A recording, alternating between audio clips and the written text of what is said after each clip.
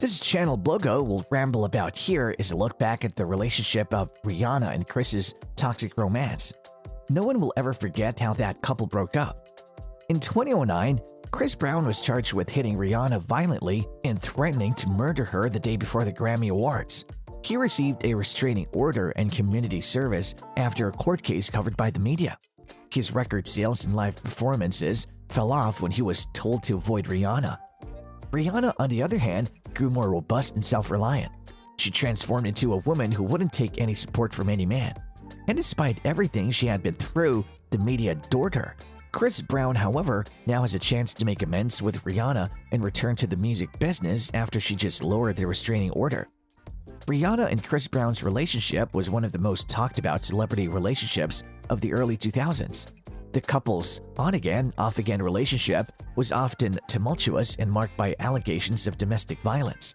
In 2009, pled guilty to assaulting Rihanna, and the couple broke up for good. In recent years, however, the pair has seemed to reconcile, much to the public's surprise. Some have speculated that their reunion is because they have a child together. Others feel that Rihanna is trying to help Brown get back on track as he attempts to become more musically successful and less focused on the negative aspects of his past. Regardless of why they're getting back together, it's clear that these two have had a long and complicated history together.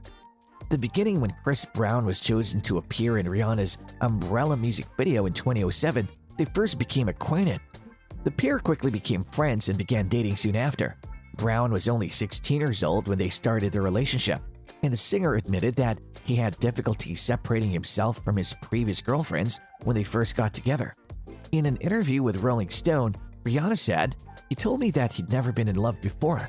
I believed him, and then it turned out not to be true.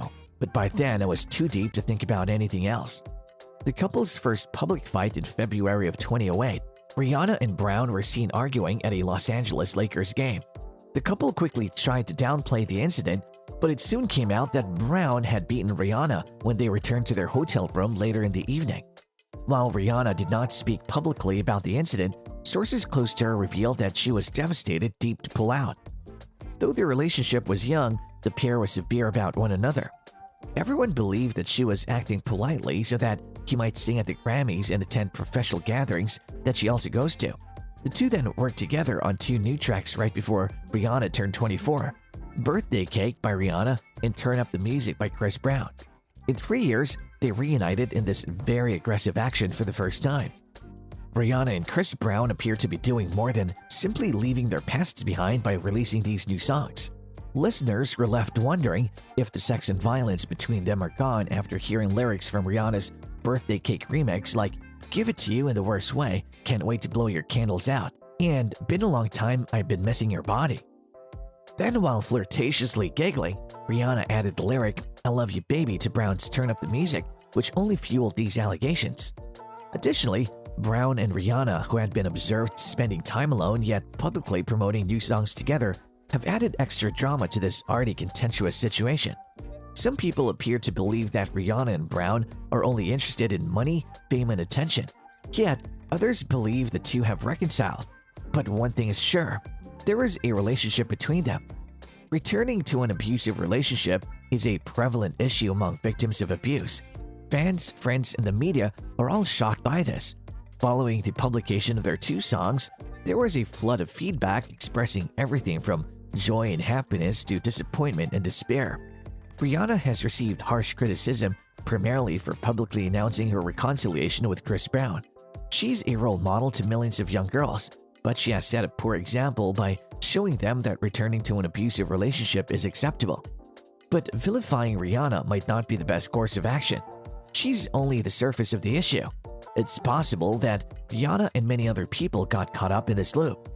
In his documentary, Chris Brown, Welcome to My Life, Chris Brown relates his version of the abuse that occurred during his relationship with ex-girlfriend Rihanna.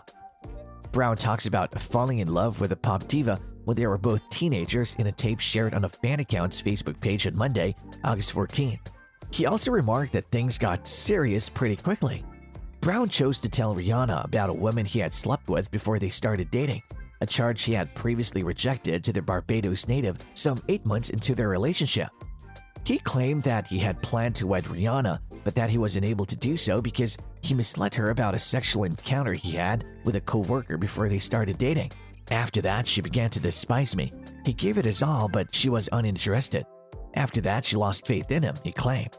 From there, things just became worse since there were so many physical and verbal battles. Reciprocal sides would clash with one another. The pair did try to end their squabbling, says Brown, who's 28. At some point, he claims there was usually a discussion about WTF are we doing? I wouldn't say I like it when you slap me, for example. If I get a scratch in my face while performing on stage, I have to say, oh, I fell. You must wear cosmetics if you have a scar or a bruise. Never in my life have I tried to touch a female. As widely reported, Brown surrendered himself after physically attacking 29-year-old Rihanna following Clive Davis' Grammy celebration in February 2009. Brown claims that the unnamed lady with whom he previously had sex approached the pair at the gathering and started this incident.